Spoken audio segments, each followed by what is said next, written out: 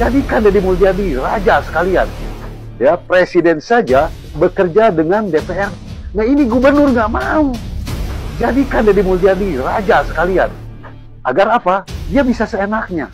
Ya, dia bicara apapun menjadi keputusan dan menjadi regulasi. Gue setuju banget kalau KDM ini the next Jokowi. Kenapa? Sama-sama hobi pencitraan, apa-apa divideoin dan sangat-sangat berlebihan, sama-sama masuk ke gorong-gorong, gitu, nubuk-nubuk sampah. Ya itulah KDM. Jadi kalau dibilang the next Jokowi, ya gue setuju dengan pencitraannya dan ngomong A tapi B, ya seperti itu the next Jokowinya. Tapi kalau untuk kinerjanya sendiri, jujur ya gue ngelihat dia ini hanya bikin sensasi, dan dia itu menyelesaikan masalah bukan dari akar masalah, tetapi dari permukaan masalah. Yang ngomong bukan gua ya. Yang ngomong bukan gua. Habis Mulyono terbitlah Mulyadi. Ya, yang ngomong bukan gua nih. Mereka ini sudah ketakutan. Ya dari sekarang mereka sudah mulai membuat framing negatif kepada Kang Deddy Mulyadi. Semua itu ada alasannya. Karena Kang Deddy Mulyadi ini berpeluang besar untuk menjadi RI 1 di 2029 nanti.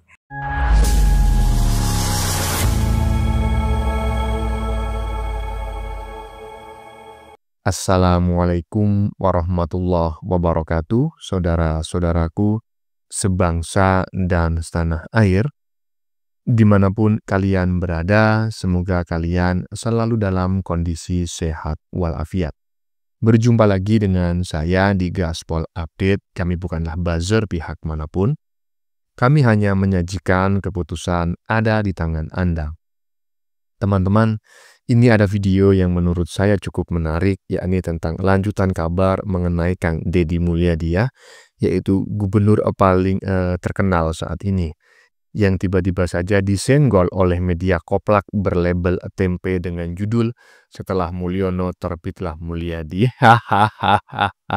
Kemudian digoreng di sebuah podcast di YouTube ya, dengan nama channel kalau nggak salah Koplak Alus. Ini menurut saya senggolan yang kurang ajar ya, dan sama saja mereka sedang menyerang warga Jawa Barat secara umum ya, karena Kang Deddy adalah Bapak Aing orang Jawa Barat, ya kan? Bahkan si Novi Buluk pun ya yang tidak memiliki masalah dengan Kang Deddy akhirnya ikut-ikutan ngerujak Kang Deddy. Kurang ajar ya kan? Kurang ajar itu namanya. Udah buluk ya kan? Nah, bagaimanakah videonya dan bagaimanakah respon netizen? Mari kita tonton bersama, kemudian mari kita komentari bersama di bagian akhir video. Ini dia. Gue setuju banget kalau KDM ini the next Jokowi. Kenapa? Sama-sama hobi pencitraan, apa-apa divideoin dan sangat-sangat berlebihan, sama-sama masuk ke gorong-gorong, gitu, nubuk-nubuk sampah.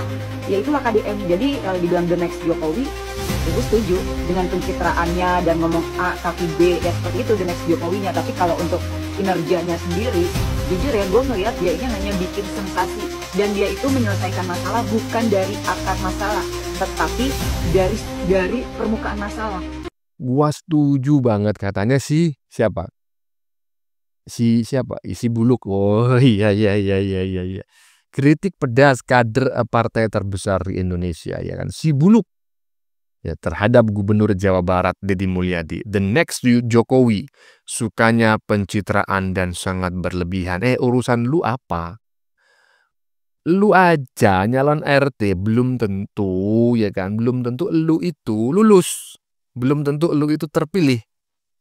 Lah yang lu komentari adalah gubernur yang tidak pernah meninggalkan tugasnya sebagai seorang gubernur. Memang nggak pernah ngantor, tetapi kan gubernur nggak harus ngantor di kantor kan, seperti itu.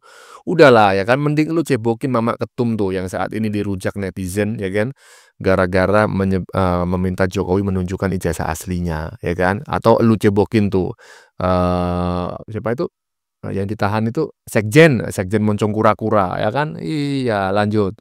Jadikan Deddy Mulyadi raja sekalian. Ya, presiden saja bekerja dengan DPR. Nah, ini gubernur nggak mau. Jadikan Deddy Mulyadi raja sekalian. Agar apa? Dia bisa seenaknya. Ya, dia bicara apapun menjadi keputusan dan menjadi regulasi.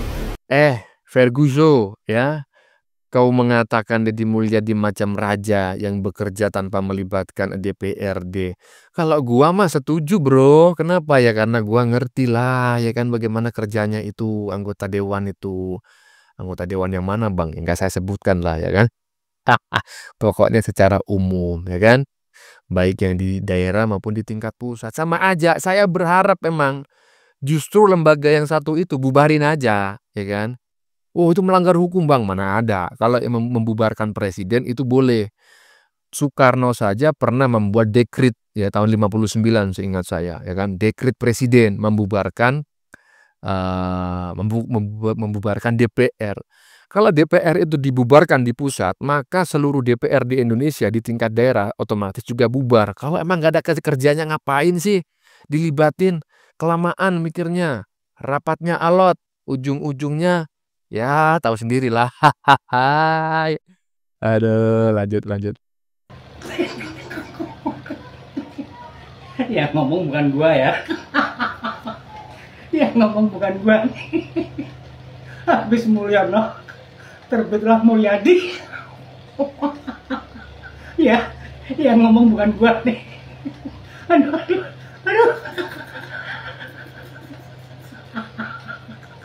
Sudah ya. Yang ngomong bukan gua ya.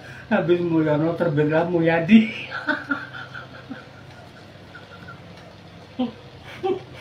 Ya, ketawanya sangat renyah sekali, tetapi inilah contoh manusia-manusia dengan IQ 78, gitu kan.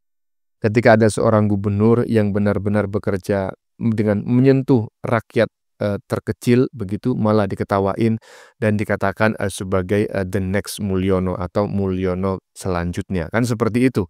Padahal Mulyono sendiri atau Jokowi juga nggak ada buruk-buruknya kerjanya gitu loh. Sampai saat ini Pak Jokowi masih dicintai oleh rakyat Indonesia karena dianggap sebagai satu-satunya presiden Republik Indonesia, ya kan, yang benar-benar jadi presiden rakyat gitu loh. Itulah presiden rasa rakyat, bukan rakyat rasa presiden. Lah ngapain ketika Kang Deddy Mulyadi terinspirasi dengan gayanya Pak Jokowi? Salahnya di mana gitu loh, Bu Sudrun, Badrun, koplaknya kok agak ketulungan sih kau itu. Lanjut. Assalamualaikum warahmatullahi wabarakatuh. Apakah demokrasi model gini yang diinginkan oleh Tempo, menghujat dan menghujat atau memframing jahat tentang seseorang, termasuk terhadap Kang Deddy Mulyadi yang sekarang namanya melejit? Oleh karena apa?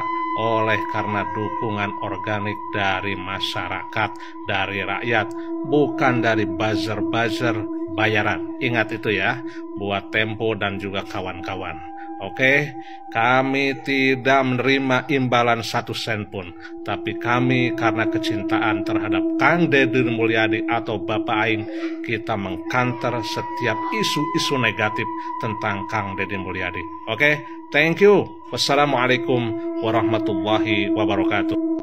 Saya sepakat ya, ini adalah sebuah framing jahat ya terhadap KDM dan kita harus tahu teman-teman ya, ini adalah media, ya kan, media Tempe ini adalah media yang dibiayai atau investornya saat ini sebagian sahamnya itu dimiliki oleh orang asing ya. Dan ini bukan saya yang mengatakan, tetapi Presiden Prabowo juga pernah mengatakan dan juga diiyakan oleh pihak Tempe juga gitu loh. Nah saat ini mereka kan sedang mengalami resesi begitu ya. Amerika Serikat itu kan ekonominya sedang menurun. Tentu saat ini media-media seperti ini menjadi open super terbuka gitu, super TBK. Apa maksudnya Bang super TBK? Siapa yang memiliki dana, siapa yang mau beriklan, siapa yang mau memberikan ya itulah ya dalam kategori advertorial begitu kepada media tersebut, maka media tersebut siap membuat berita dalam bentuk apapun. Kita harus bertanya sebetulnya, siapa sebetulnya orang yang berada di balik berita ini? Karena saya ragu bahwa media Tempe sendiri yang memiliki inisiatif. Saya mencurigainya ada orang yang menggelontorkan dana untuk membuat berita ADV semacam ini ya. Apa itu Bang ADV? Advertorial. Apa itu Bang advertorial? Carilah di internet, itu banyak penjelasannya. Lanjut. Sudah terlihat jelaskan gambar di depan saya seperti apa dari majalah Tempo dengan caption habis Mulyono terbitlah Mulyadi. Inilah para barisan sakit hati atau para antek-antek asing yang tidak menginginkan Indonesia menjadi atau semakin maju. Mereka ini sudah ketakutan. Ya dari sekarang mereka sudah mulai membuat framing negatif kepada Kang Deddy Mulyadi. Semua itu ada alasannya. Karena Kang Deddy Mulyadi ini berpeluang besar untuk menjadi RI 1 di 2029 nanti. Karena apa? Karena gebrakan-gebrakan Kang Deddy yang begitu positif dan hampir didukung oleh seluruh rakyat Indonesia. Ya, salah satu gebrakan Kang Deddy Mulyadi adalah semenjak Kang Deddy Mulyadi memimpin Jawa Barat, perekonomian di Jawa Barat meningkat sebesar 4,98% dan APBD surplus sebesar 3,5 triliun. Inilah hebatnya Kang Deddy. Makanya mereka barisan sakit hati ini takut. Ya, takut kalau Kang Deddy ini akan menjadi pemimpin masa depan Indonesia. Dan banyak sekali rakyat yang menginginkan Kang Deddy Mulyadi untuk menjadi RI 1 di 2029 nanti. Makanya dari sekarang ini ya salah satunya majalah Tempo ini membuat framing negatif kepada Kang Deddy Mulyadi atau lawan-lawan politiknya juga sudah mulai ketar-ketir dan juga membuat framing negatif kepada Kang Deddy Mulyadi. Kita dukung ya Kang Deddy Mulyadi untuk menjadi RI 1 di 2029 nanti. Insya Allah Indonesia akan menjadi maju atau semakin maju di tangan Kang Deddy Mulyadi. Saya sebagai rakyat Jawa Barat begitu bangga terhadap pemimpin saya Kang Deddy Mulyadi. Ya. Nah, ya kan? Sepakat saya dengan apa yang disampaikan oleh netizen barusan. Jadi memang ada antek-antek asing yang menginginkan Indonesia itu nggak bisa maju gitu loh. Dan itu mereka menggerakkan menggerakkan media untuk menggiring opini. Tetapi saya berharap gitu ya, dengan seringnya Pak Jokowi itu di framing buruk, di framing negatif, saya berharap kedewasaan masyarakat Indonesia dalam menerima informasi ini semakin tinggi. Sehingga ke depan framing semacam ini tidak efektif sama sekali ya. Ya silakan dilakukan framing oleh media, oleh televisi dan lain sebagainya. Tapi efeknya gimana caranya itu sangat minimal sekali.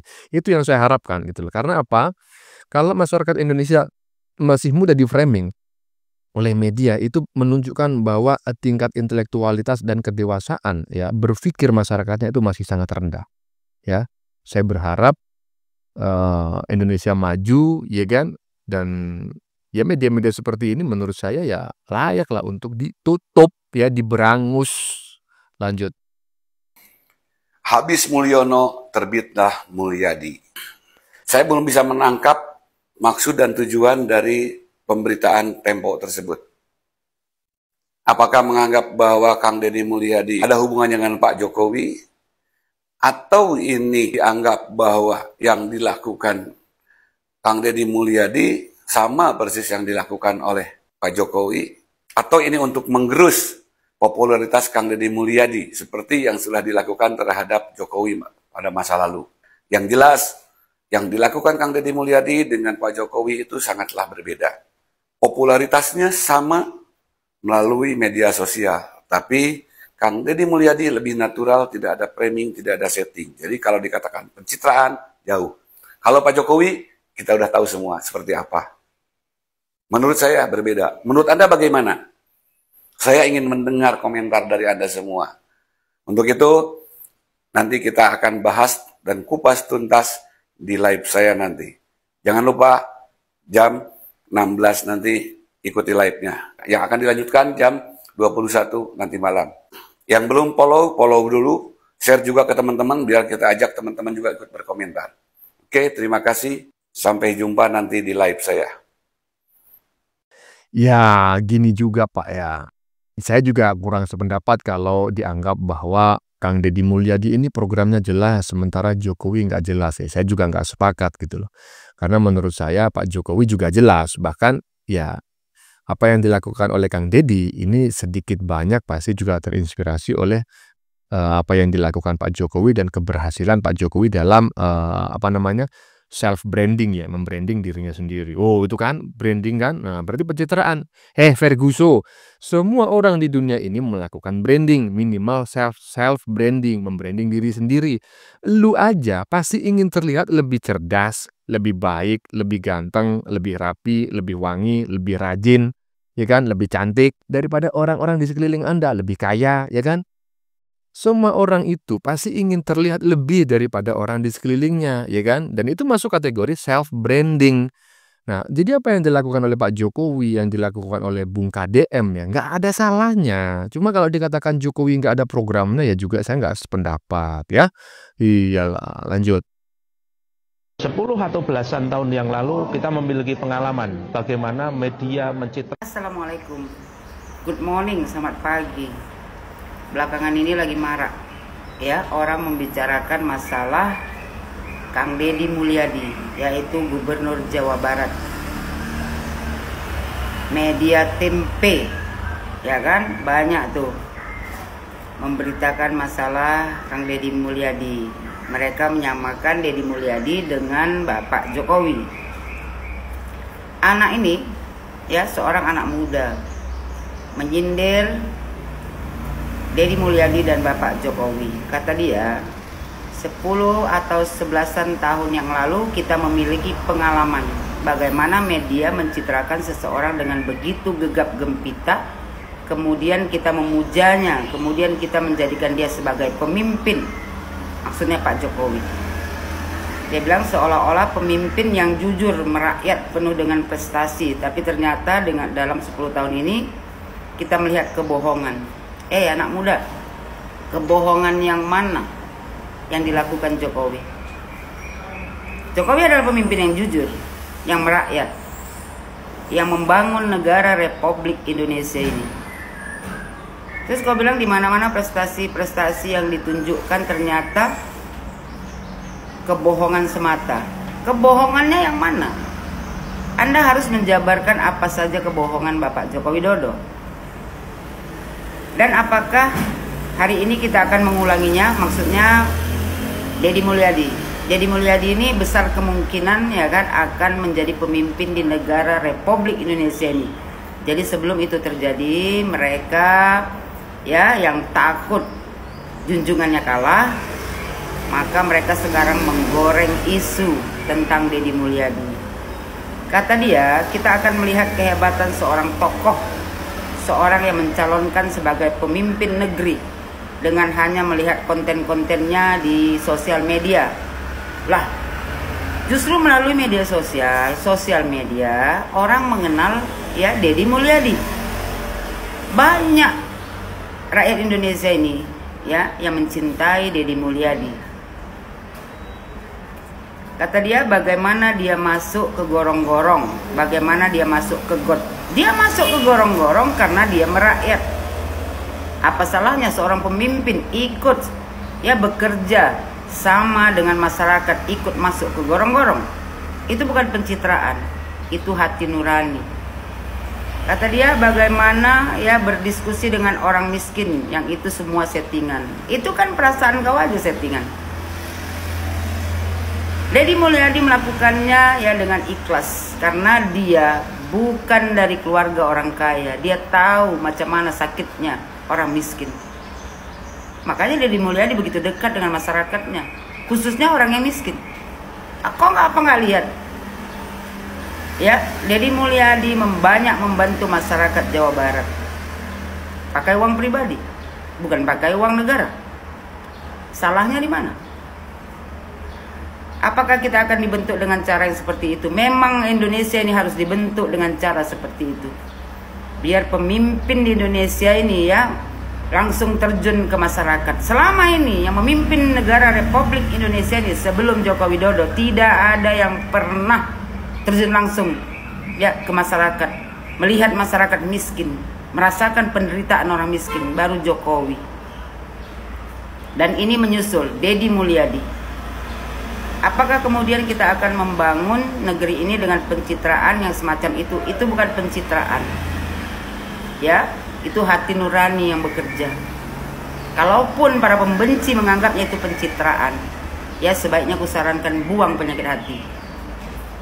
Dia bilang ini sungguh sangat memprihatinkan. Ini tak ada yang memprihatinkan. Yang memprihatinkan itu hati kau. Ya, kedengkian kau itu. Kalian belum lagi ya kan bertanding dengan Deddy Mulyadi. Udah semua media tempe ya jor-joran. Tuh, mengkritik Deddy Mulyadi. Kenapa takut kalian? Seandainya Prabowo Subianto tidak mencalonkan diri di tahun 2029 nanti, ya, saya pribadi berharap Gibran Rakabuming Raka dan Deddy Mulyadi yang akan maju menjadi pemimpin di negara Republik Indonesia ini. Kata dia, kita perlu menemukan cara pandang baru tentang citra dan branding dari seorang yang akan menjadi pemimpin kita. Cara pandang baru yang mana? Pemimpin yang mana yang kau mau? Pemimpin yang dari masjid ke masjid, ya, ceramah, yang isi ceramahnya hanya sindir-menyindir. Indonesia membutuhkan orang yang tahu bekerja, bukan tahu berbicara. Jadi buat kalian semua pembenci Bapak Jokowi dan pembenci Deddy Mulyadi, ya, siap-siap bertempur di 2029.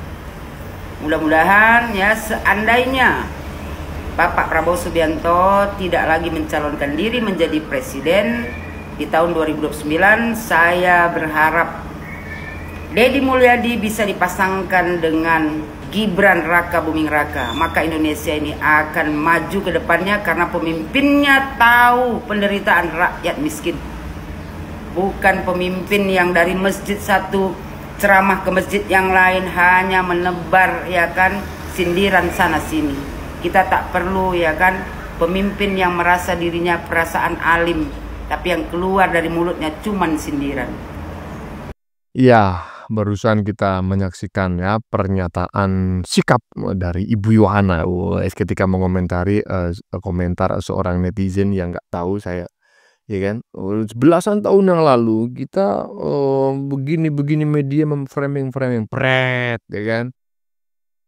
Kalau memang Pak Jokowi itu melakukan framing di media belasan tahun yang lalu dan framingnya ini adalah murni framing, ya, branding murni, pencitraan murni, maka tidak akan bertahan lama. Ini teman-teman, ya, salah satu ciri, ini saya kasih bocoran nih, ya kan, walaupun saya ngerti lah teman-teman jauh lebih cerdas daripada saya, itu saya yakin, ya. Salah satu ciri sebuah framing, ya, benar-benar framing pencitraan, itu nggak akan bertahan lama. Kalau memang Jokowi itu murni pencitraan, maka Jokowi itu tenarnya ya hanya 1, 2, 3 tahun gitu aja. Setelah itu udah lupa. Tapi kalau sampai saat ini sudah 10 tahun lebih, tapi Pak Jokowi itu masih dicintai oleh rakyat Indonesia, hasil dari framing pencitraan belasan tahun yang lalu itu menunjukkan apa? Bahwa Pak Jokowi itu memang benar-benar, ya kan, dicitrakan baik sesuai aslinya, seperti aslinya, gitu loh, ya kan? Paham nggak sih, Badrun? Ya, teman-teman, ya. Sudah kita saksikan bersama beberapa video yang sudah kami sajikan, ya. Bagaimana menurut kalian? Keputusan ada di tangan Anda. Silakan tulis di kolom komentar baik Anda yang setuju maupun yang tidak setuju dengan isi konten ini. Sebelumnya saya memohon maaf, ya, jika dalam penyajian konten ini ada kata-kata yang menyinggung, kurang tepat penggunaannya, atau ada data yang dianggap keliru atau salah. Saya memohon maaf yang sebesar-besarnya. Kita jumpa lagi di lain video. Salam NKRI.